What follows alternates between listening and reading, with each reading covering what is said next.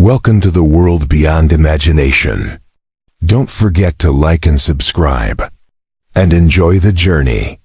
My fake prank backfired. Now I'm stuck in a contract marriage with an ancient dragon.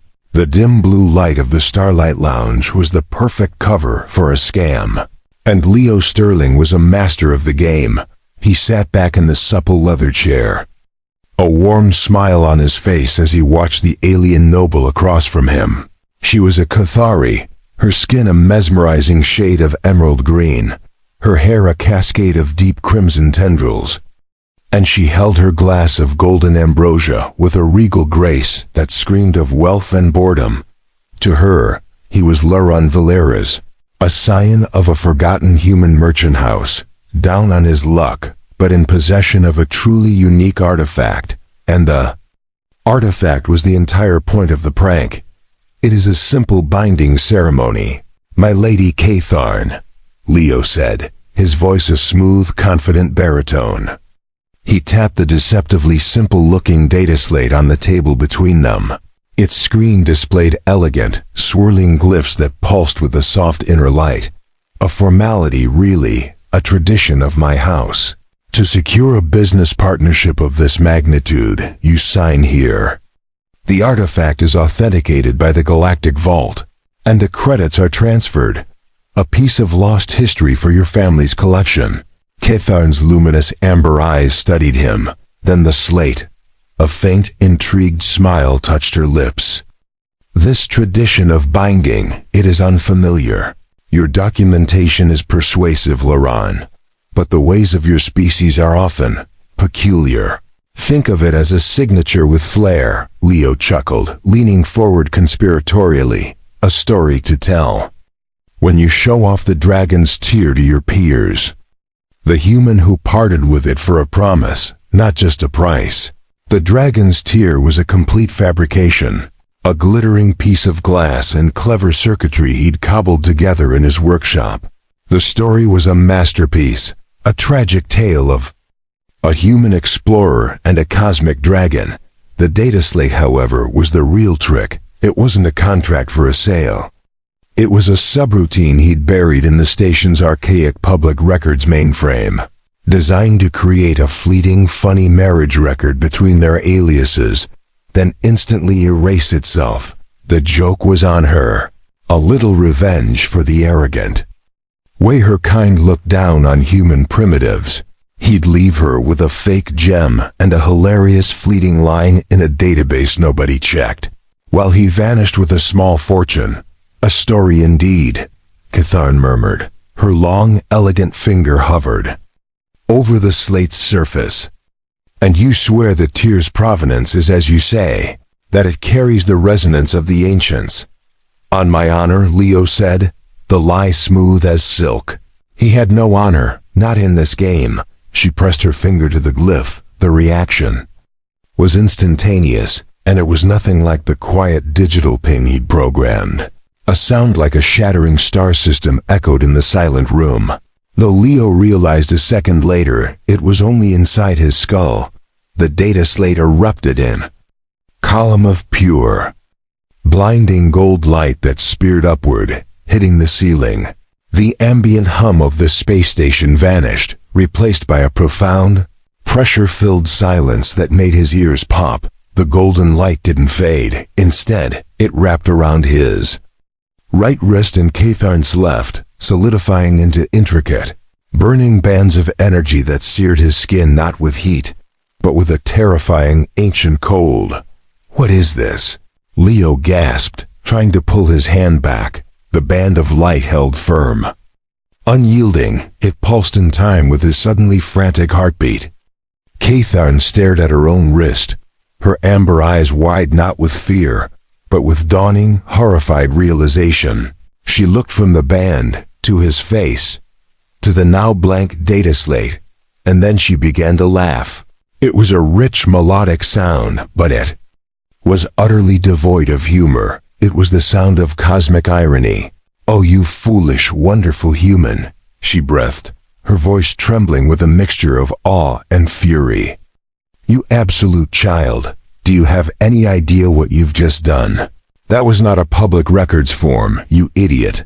You just activated a Prime Covenant slate, a relic of the Draconic sovereignty. Leo's blood ran colder than the band on his wrist. Draconic, what are you talking about? It's a fake, I made it. It's all a prank. The only prank, Laron, or whatever your name is, was on you, she said, standing up. The light from the bands cast her green features in stark dramatic shadows. I am not some simple noble collecting trinkets. I am Catharn, last scion of the Vermilion Starflight. And you have just bound yourself to me in a contract marriage, a binding, unbreakable pact sworn on the bones of the universe itself. The world swam. No, that's impossible, marriage. That's not. I didn't. Your intent is irrelevant, she snapped, her composure cracking to reveal a core of molten steel. The covenant reads the action, the formal agreement. You offered a bond, I accepted. The universe has witnessed that. She pointed at the band, which now slowly faded, leaving behind a tattoo-like mark of intertwined gold and black scales on his wrist. Is the mark. It cannot be broken, not by distance, not by death, not by your pathetic, screaming denial. Leo stumbled to his feet, the cozy scam now a gilded cage. Why? Why would you sign it if you knew?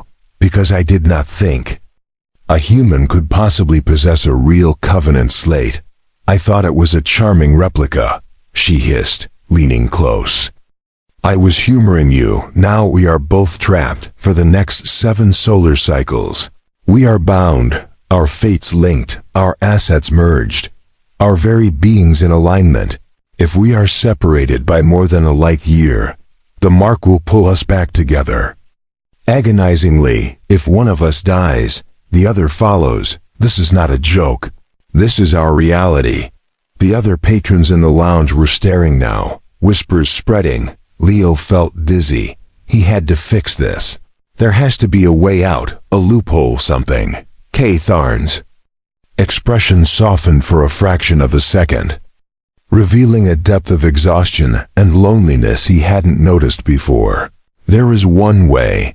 The covenant can be dissolved by mutual consent after the 7 cycles, or it can be shattered if we fulfill its primary purpose. Which is? Leo asked, desperation clawing at his throat. She looked at him, and for the first time, he saw not a mark, not a gullible alien, but a being of immense age and profound sorrow. To stand together as one, against a trial that would destroy either alone. To prove the bond has meaning beyond the form. In the language of my ancestors, to face the Horde's guardian and emerge not as 2, but as a united flight. She gathered her cloak, the mark on her wrist gleaming. We have much to discuss, husband. But not here. Come, your quarters or mine are irrelevant now. They are both ours. He followed her out, numb. The schemer, the trickster, the man who never got caught, had been caught by the oldest trap in the book, a promise. Days bled into weeks. The mark enforced a proximity he chafed against. It was a constant, faint warmth on his wrist, a reminder of his colossal stupidity. He learned that Catharn was not just ancient, she was a living relic, the last of a line of cosmic dragons who had transcended physical form, now walking as a humanoid. Her family's hoard was not gold, but knowledge, stellar secrets, and the forgotten history of the galaxy. And she was being hunted by a rival flight, the Shadow Wing, who sought to claim her knowledge by claiming her. Leo's human instincts, his knack for improvisation and trickery, once used for scams, became their only defense. When Shadow Wing assassins breached their temporary home on the icy planet of Kreth, it was Leo who rigged the environmental controls to flash freeze the hallway, buying their escape when a deceitful merchant tried to sell them corrupted navigation data. It was Leo who spotted the digital forgery Catharn's ancient mind overlooked.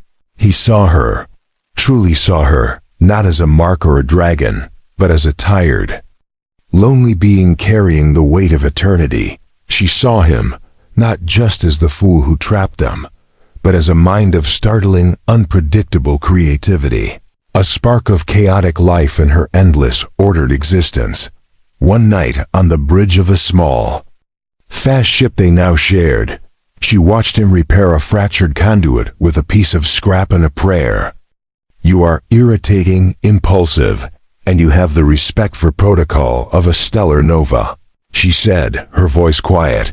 "Yeah, well, you're arrogant, cryptic, and you sigh like I'm a constant disappointment," he replied, not looking up from his work. "Yet," she said, and he finally glanced at her. "The mark has not faded, but it has changed. The gold is brighter.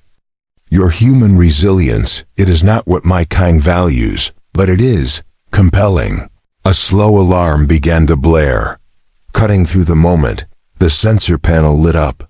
A ship, sleek and predatory, dropped out of warp directly ahead. Its signature was unmistakable shadow wing. "It is Vex," Catharn said, her voice flat.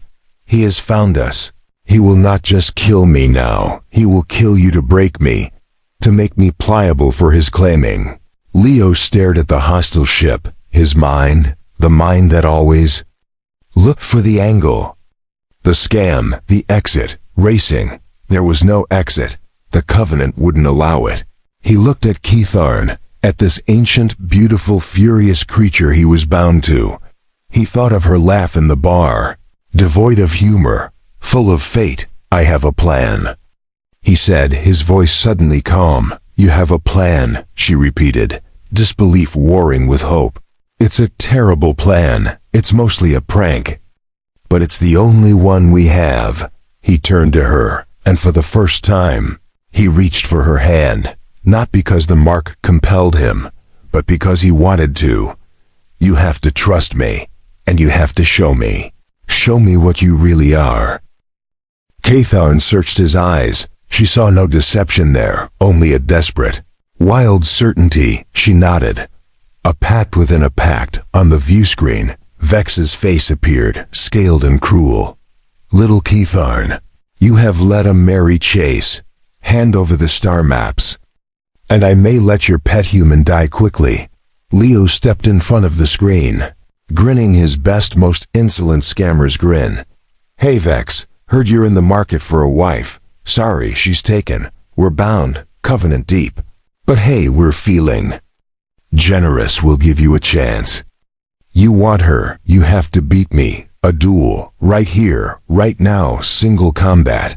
Vex's laughter was a sound of scraping metal. "You a human, you challenge me. I am a child of stars. I have crushed worlds. Yeah, you're very impressive," Leo said, rolling his eyes.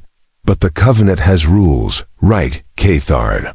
Tell him the rule of contested claim." Catharn, understanding flashing in her eyes, spoke with ritual solemnity. "By the old laws, a direct challenge for a bound mate must be answered in the form the challenge chooses, or forfeit the claim. You are challenged, Vex. Will you answer, or will you slink away?" Vex snarled. I will answer. I will answer by reducing you both to atoms." Leo wagged a finger. "My choice of form, you see, Vex, my species. We have a different kind of fire. We don't hoard knowledge or stars. We hoard ideas, and we duel with them.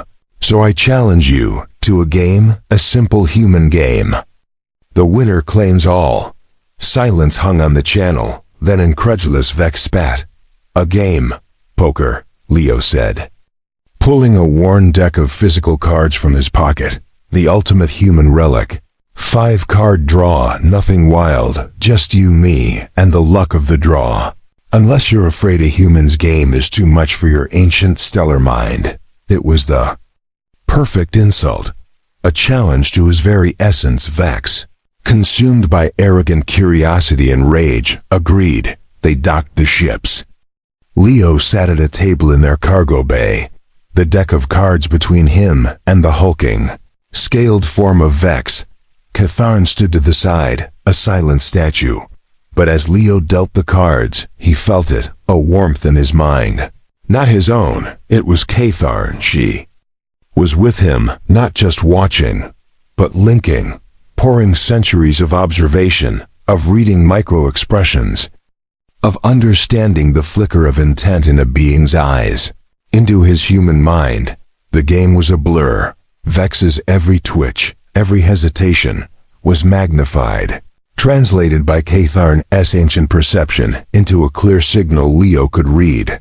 He saw Vex's confidence when he drew 2 cards, his disappointment when he drew a useless pair. Leo played the scared lucky human, his face a mask of poorly concealed nervousness, while inside, guided by Catharn, he was a predator on the final hand. Leo looked at his cards, a mere pair of 6s. He looked at Vex's smug, triumphant expression. He looked up and met Catharn's eyes. She gave the faintest nod. Vex was bluffing. He had nothing.